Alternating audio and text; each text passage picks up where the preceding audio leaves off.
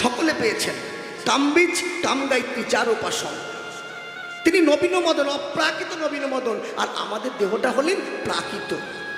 তাহলে প্রাকৃতর সঙ্গে অপ্রাকৃত কখনো এক নয়। অপ্রাকৃত হলেন সেই পরমেশ্বর ভগবান। তাই তিনি আমাদের মতো জীবের শিক্ষা দেওয়ার জন্য লীলাভূমিতে লীলা করেছেন।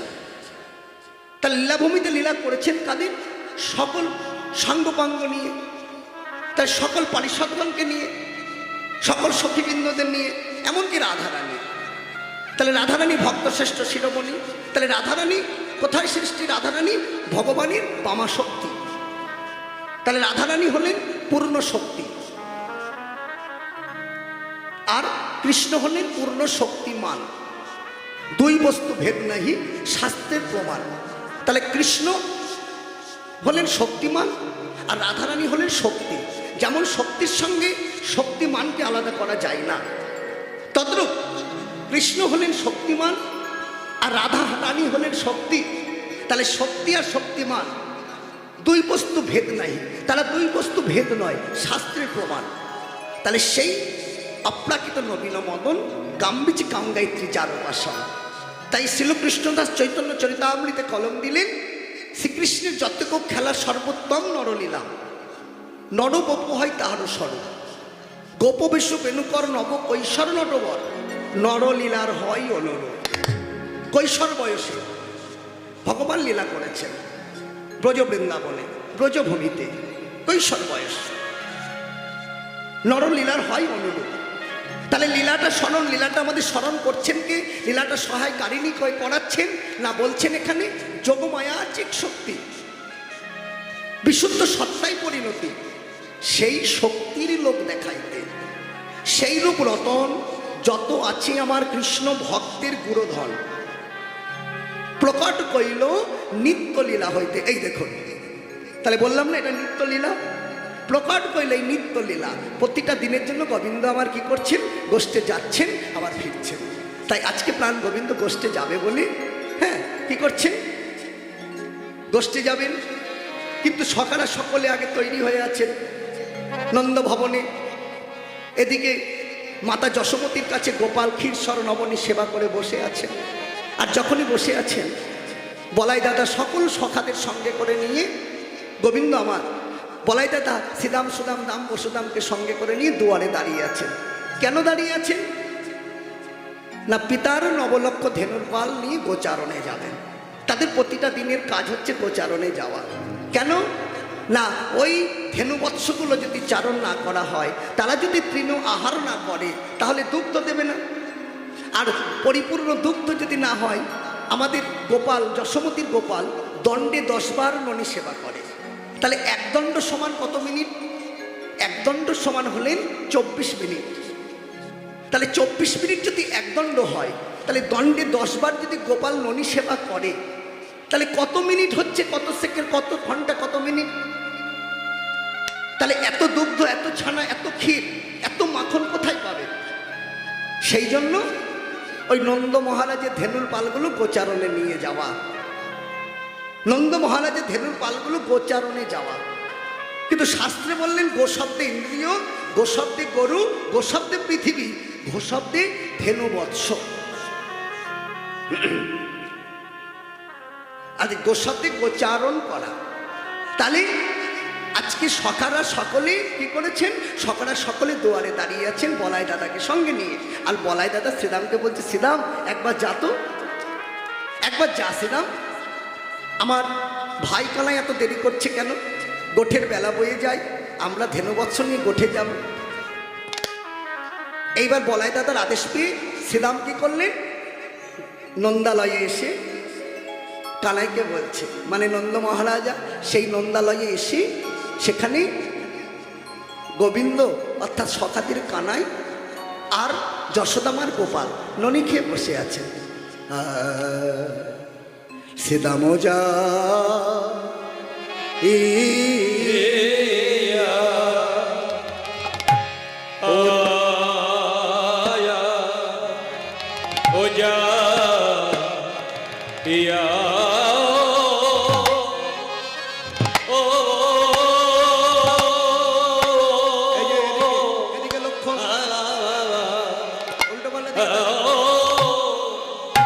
হে নন্দের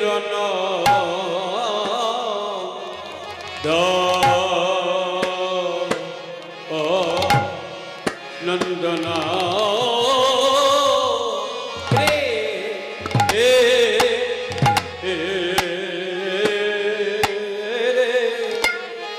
নন্দনা রে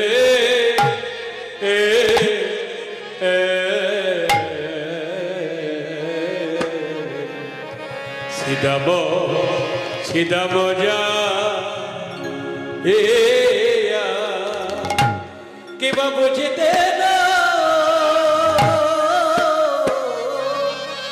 পরে আমার মরে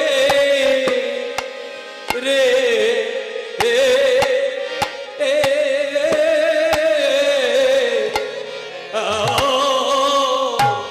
पर कने तुम्हार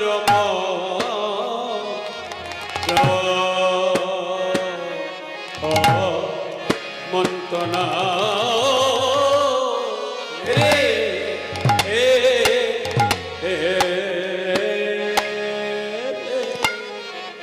कने तुई के गोठे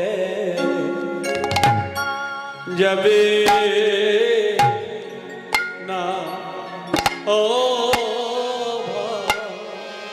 কানাই তুই কি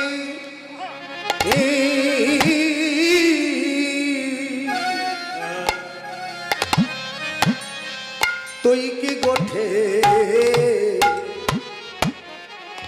যাবি না রে কানাই তুই কি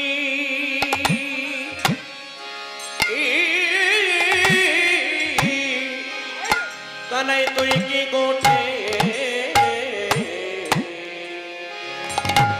এ যাবি না রে তুই কে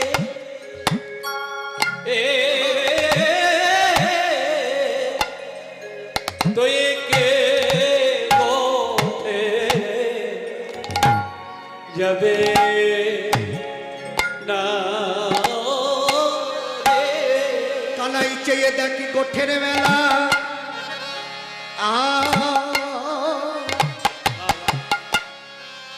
অধি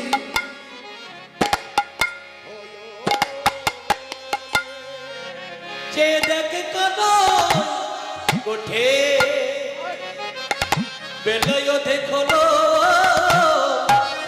থেকে গোঠে যাবে না কানাই গোঠের বেলায় অধিক হলো তুই কি এইগুলো কি তুই কি গোঠে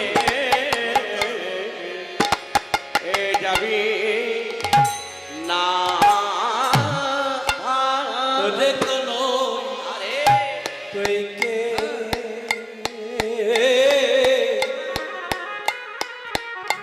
তুই কে গোঠে যাবে না কানাই তুই কি তুই কি গোঠে যাবি না কানাই তুই কে তুই কে গোঠে যাবে না কানাই তুই কি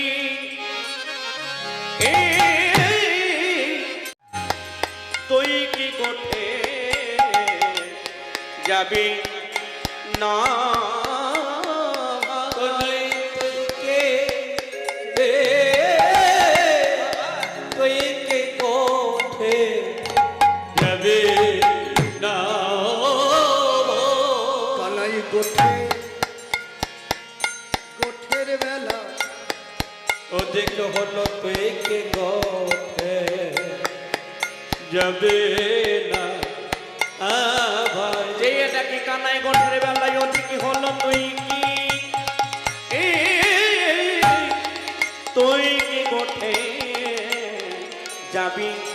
না ভাই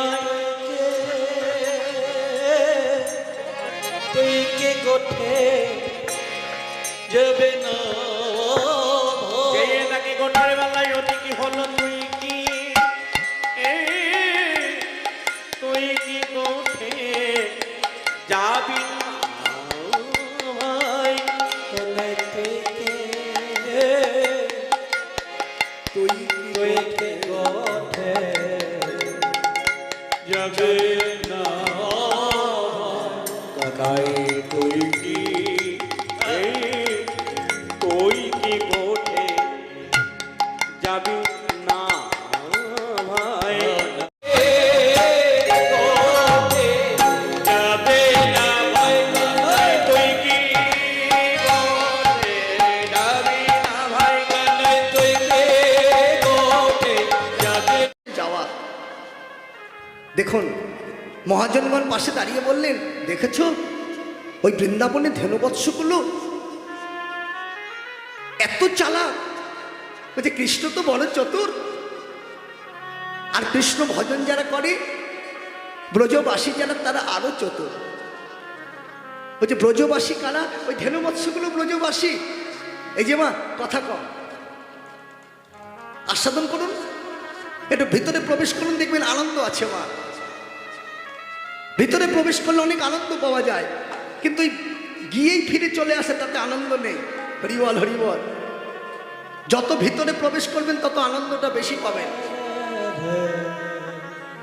আর ক্ষণিকের জন্য গিয়ে কোনো লাভ নেই, তাতে কি হবে? তাতে সেখান থেকে সব হারিয়ে চলে আসতে হবে।